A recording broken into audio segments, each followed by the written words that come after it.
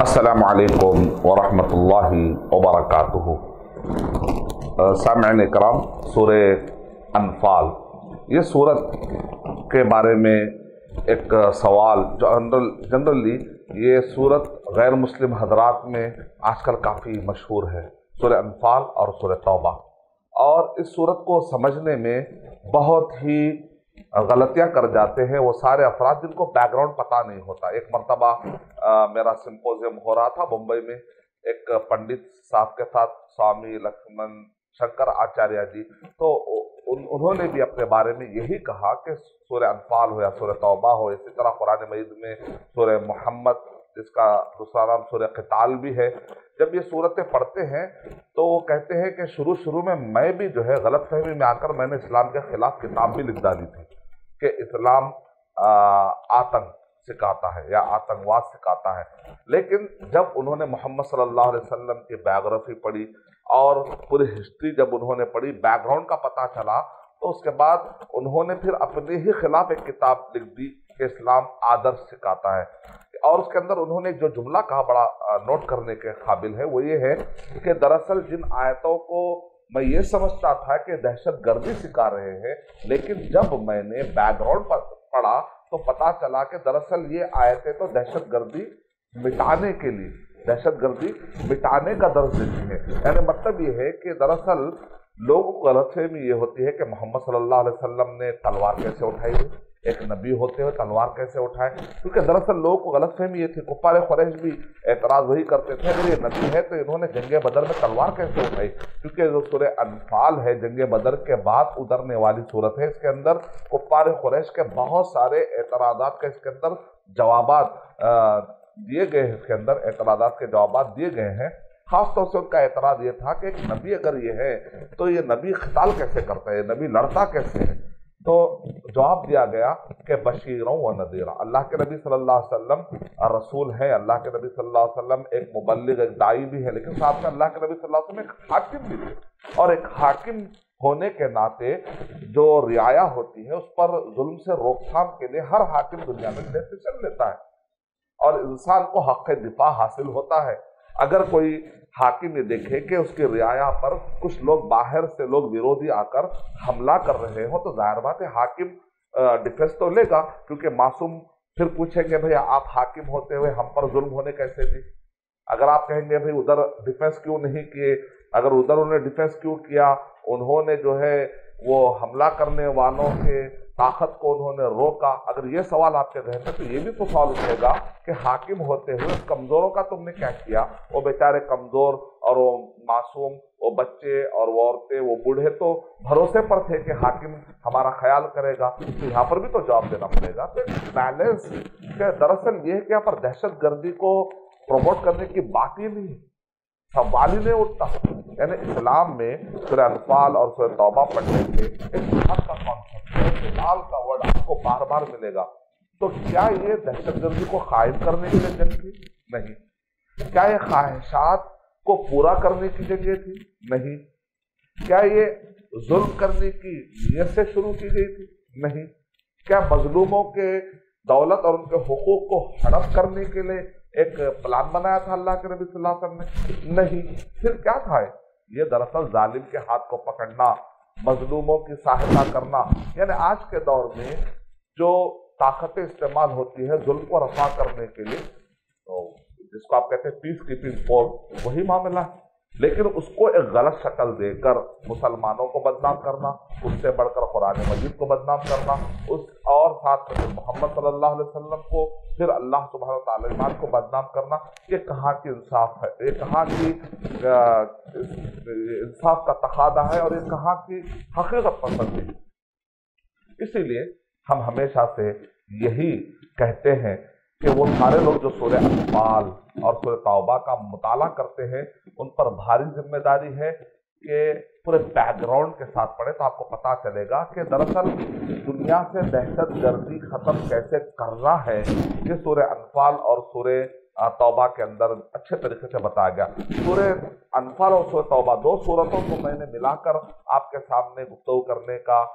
جو میں نے ارادہ کیا، تاکہ دونوں میں بڑی گہری مناسبت ہے۔ اس مناسبت کے علماء کرام نے تو ایک ریزن یہ بھی بتا دیا کہ سورۃ انفال اور سورۃ توبہ کے درمیان جو بسم اللہ الرحمن الرحیم، کیونکہ دونوں میں اتنی مناسبت ہے، ایسا لگتا ہے گویا کہ دونوں ایک ہی سورے کے دو حصے ہیں۔ ایک جواب یہ بھی ہے، اور ایک مشہور اور سب سے بڑا مشہور جواب یہ ہے کہ اللہ نے محمد صلی اللہ علیہ وسلم کو یہاں پر جو ہے بسم اللہ الرحمن الرحیم جبرائیل علیہ الصلوۃ والسلام کے ذریعے سے اللہ کے نبی صلی اللہ علیہ وسلم نے نہیں پایا، اور صحابہ کرام کو اللہ کے نبی صلی اللہ علیہ وسلم نے ایسا نہیں بتایا، تو ہم بھی نہیں پڑھیں گے۔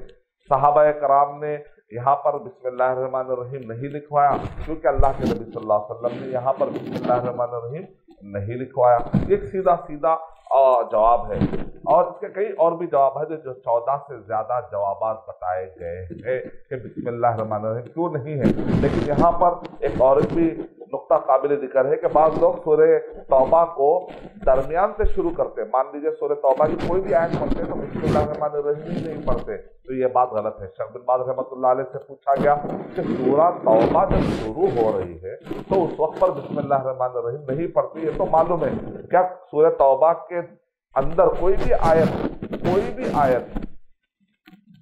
پڑھنے کی جب شروعات کرتے تو کیا بسم اللہ الرحمن الرحیم نہیں پڑھنا چاہیے؟ تو شیخ بن باز رحمۃ اللہ علیہ نے کہا ایسی کوئی دلیل نہیں ملتی روکنے کی، لہذا ہم نہیں روک سکتے۔ درمیان سے آپ کوئی بھی آیت کوٹ کر رہے ہیں، اگر آپ بسم اللہ الرحمن الرحیم پڑھ رہے ہیں تو آپ بسم اللہ الرحمن الرحیم پڑھ سکتے ہیں۔ سورہ انفال اور سورہ توبہ کے اندر اگر آپ مناسبت دیکھیں تو جنگ بدر کے بعد، یعنی اسلام کے نام پر ایک غزوہ جو ہوا، جو اوائل غزوات، یعنی اللہ کے نبی صلی اللہ علیہ وسلم کے زمانے میں جو غزوے ہوئے،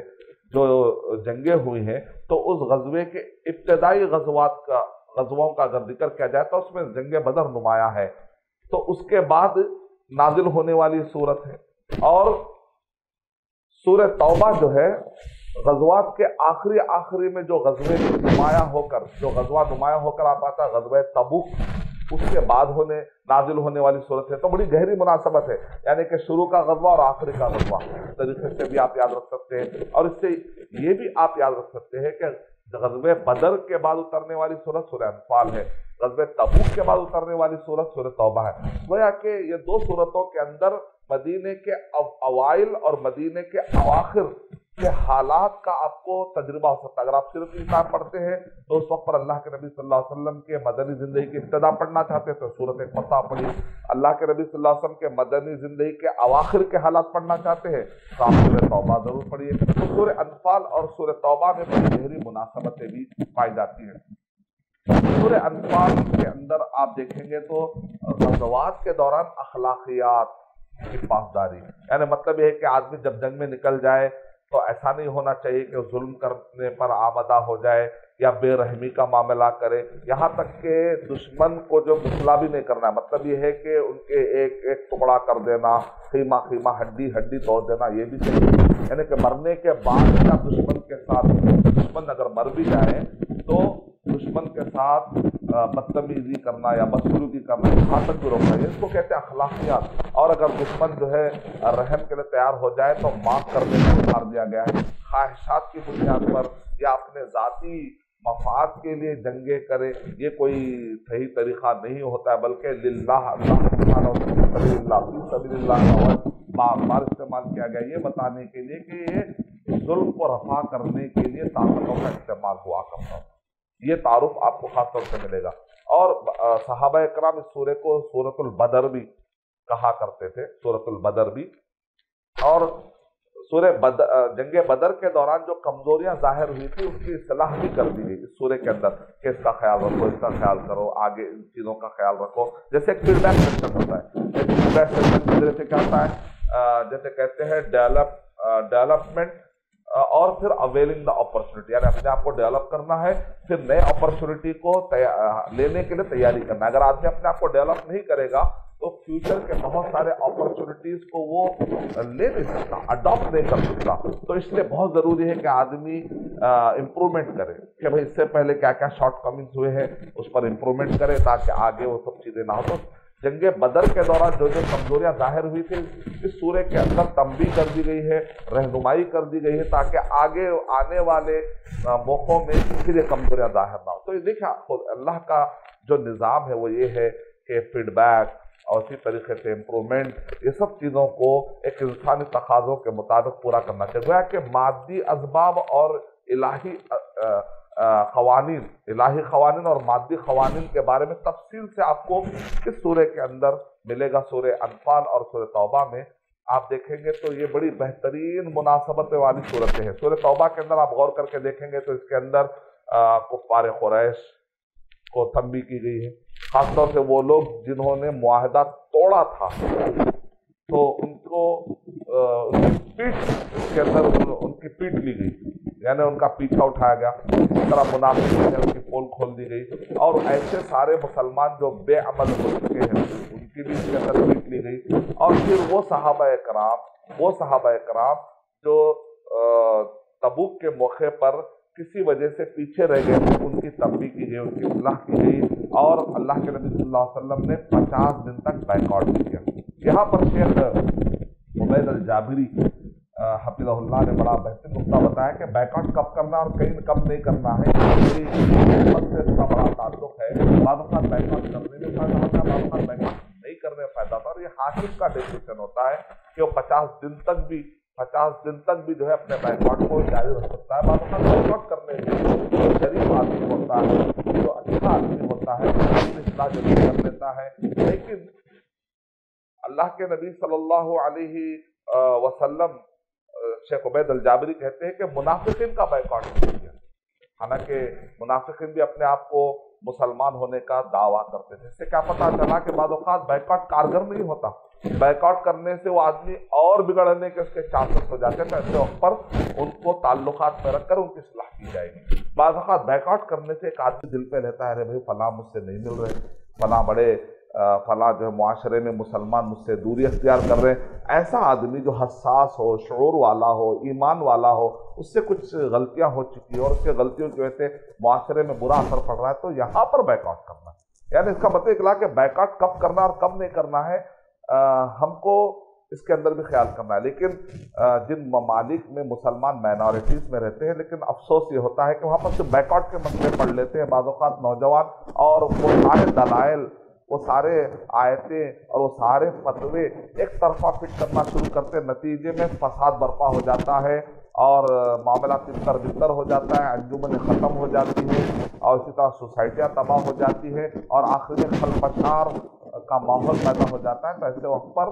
شیخ عبید الجابری کے فتاوے، اسی طریقے سے ابن تیمیہ رحمۃ اللہ علیہ نے بھی اس پر کافی لکھا، شیخ البانی رحمۃ اللہ علیہ نے تو اس پر بہت زبردست کلام کیا ہے کہ جو لوگ بائیکاٹ کے مسائل کو اور خاص طور سے سورہ توبہ کو بار بار کوٹ کر کے بائیکاٹ کے مسائل کو ابھارتے ہیں اور دوسری طرف دوسرے پہلو کو نظر انداز کر دیتے ہیں، ایسا نہیں ہونا چاہیے۔ یہ اصلاح اور دعوت کے باب میں بعض اوقات یہ ناسمجھی، یا جس کو آپ کہتے ہیں ہاف نالج از ڈینجرس، یہ ہاف نالج بڑی نقصان اور بڑے فسادات کی شکل میں رونما ہوتی ہے۔ تو سورہ انفال اور سورہ توبہ دونوں کے دونوں مدنی صورتیں ہیں، اور اسی طریقے سے اگر آپ غور کر کے دیکھیں گے تو اس کے اندر گویا کہ سورہ توبہ جو ہے اللہ کے نبی صلی اللہ علیہ وسلم کے مکمل 22 سال گزر جانے کے بعد، یعنی کہ اواخر میں نازل ہونے والی صورت ہے، اسی لیے کہتے ہیں کہ یہ صورتوں میں آخری دور کی باتیں ہیں۔ اگر کل کے دن کوئی آدمی کوئی صورت سے کوٹ کر کے بتاتا ہے کہ پہلے ایسا تھا، تو بعض اوقات علماء کرام استنباط کے طور پر کہتے ہیں یہ تو اواخر صورت کی باتیں، یعنی مطلب یہ ہے کہ وہ منسوخ ہوا ہوگا اور یہ ناسخ ہوگا۔ تو اس طریقے کے ہمیں علمی نقطے بھی اس کے اندر ملتے ہیں۔ تو بہرحال سورہ انفال اور سورہ توبہ پڑھنے سے ہمیں سبق ملتا ہے کہ آدمی جو ہے خواہشات کی بنیاد پر اپنے حق کا مطالبہ نہ کرے، بلکہ اللہ کے خاطر اپنے حق کا مطالبہ کرے اور حق کی شکل میں کرے۔ اور اسلام میں دہشت گردی کے لیے کوئی جگہ نہیں ہے، ظلم و بربریت کے لیے کوئی جگہ نہیں ہے، بلکہ اسلام جو ہے ظلم کے خاتمے کا سب سے آسان، کارگر اور سلامتی والا راستہ بتاتا ہے۔ اس سے ہٹ کر جو لوگ بھی راستہ بتاتے ہیں، دراصل وہ لوگ اصلاح کے نام پر فساد قائم کرتے ہیں۔ میں اللہ تعالیٰ سے دعا کرتا ہوں کہ اللہ سبحانہ و تعالیٰ ہمیں سورہ انفال اور سورہ توبہ کو اس کے بیک گراؤنڈ میں کما حقہ صحیح طریقے سے پڑھ کر لوگوں کو بتانے کے اللہ تعالیٰ ہمیں توفیق عطا فرمائے۔ السلام علیکم ورحمۃ اللہ وبرکاتہ۔ اور مزید ویڈیوز کو دیکھنے کے لیے آپ ہمارے YouTube چینل کو سبسکرائب کریں. فجزاکم اللہ خیرا. الدعوة نور وضاء تجلو ظلمات الحيران منهج خير الناس جميعا لا يبلى عبر الأزمان. الدعوة نور وضاء تجلو ظلمات الحيران منهج خير